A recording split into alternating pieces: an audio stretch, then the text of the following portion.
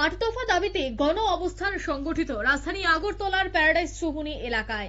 এদিন প্যারাডাইস চৌমুহনী এলাকায় দেখা গেল ত্রিপুরা অঙ্গনওয়াড়ি ওয়ার্কার্স এবং হেল্পার্স ইউনিয়নের উদ্যোগে আট দফা দাবিতে গণ অবস্থান তারা সংগঠিত করে।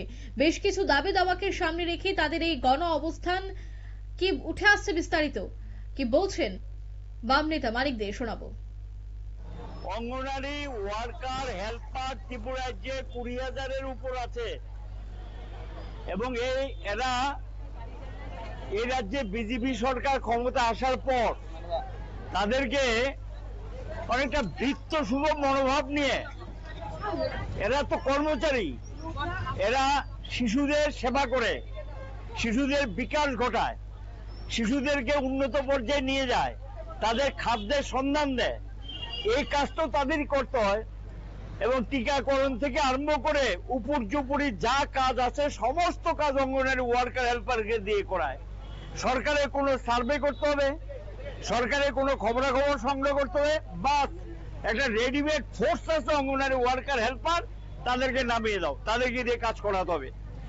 এই অবস্থায় তাদেরকে 8 ঘন্টা কাজের কোনো ধারে কাছে নেই এবং হঠাৎ করে বিকালবেলা বলবে এই কাজ আছে, যেতে হবে। তারপরে প্রশাসনিক যত মিটিং আছে, মন্ত্রী যাবে, কোথায় এমএলএ যাবে, কে যাবে, সেখানেও গিয়ে তাদেরকে অর্ডার ইস্যু করে যে বাধ্যতামূলক এখানে আসতে হবে, যদি না আসে তাহলে তাদের বেতন দেওয়া হবে না, কাজ থেকে ছাঁটাই করা হবে, ভয় ভীতি হুমকি দেখায়। অঙ্গনওয়াড়ি সেন্টারগুলিতে যখন যায়, কাজ যখন শুরু করে, এখানে গিয়ে দেখা যায় সেই বিজেপির নেতারা, কেউ মন্ডল, কেউ হোমরা চোমরা, ঠিক আছে, নির্বাচিত যারা, তারা যেতে পারে, কোনো আপত্তি নেই, তারা গিয়ে কাজকর্ম, এটা পরীক্ষা নিরীক্ষা দেখা, এগুলো সহযোগিতা করা করতে পারে। কিন্তু মনোভাবটা এরকমটা হবে কি রে, বৃত্ত সুলভ গিয়ে মন্ডলের নেতারা গিয়ে কথায় কথায় শাসায়, এই করতে হবে সেই করতে হবে, গিয়ে ধমকায়। এদের তো অ্যাকচুয়ালি সরকারি স্তরে গিয়ে মন্ডলের নেতা, বিজেপির নেতাদের এটা করার অধিকার নেই, ক্ষমতা নেই। কিন্তু তাদের সঙ্গে যে আচরণ ব্যবহার করা হয়, এটা অসম্মানজনক। বাইরে বোনেদের প্রতি যদি কোনো সামান্যতম শ্রদ্ধা থাকতো, এই ধরনের অসম্মানজনক আচরণ তারা করতে পারে না।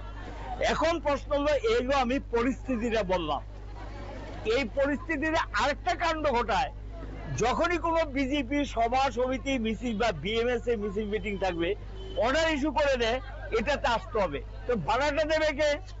এমনি আপনারা শুনলেন যে তারা অভিযোগ করছেন যে একদিকে অঙ্গনওয়াড়ি কর্মী ওয়ার্কার্সরা বিভিন্ন বঞ্চনার শিকার, ঠিক অন্যদিকে প্রশাসনিক চাপ থাকে, দলীয় বিভিন্ন অনুষ্ঠানে যোগদান করতে হয়, রাত বিকেলে যে কোনো সময় ডাক্তারদেরকে যেতে হয়, বিভিন্ন সময় তাদের সমস্যার মুখে পড়তে হয়। এই বিষয়গুলিকে সামনে রেখেই কিন্তু আজ গণ অবস্থানে সামিল হয়েছে সিআইটিউ। নিয়ে নিচ্ছি ছোট্ট একটি বিজ্ঞাপন বিরতির, সঙ্গে থাকুন।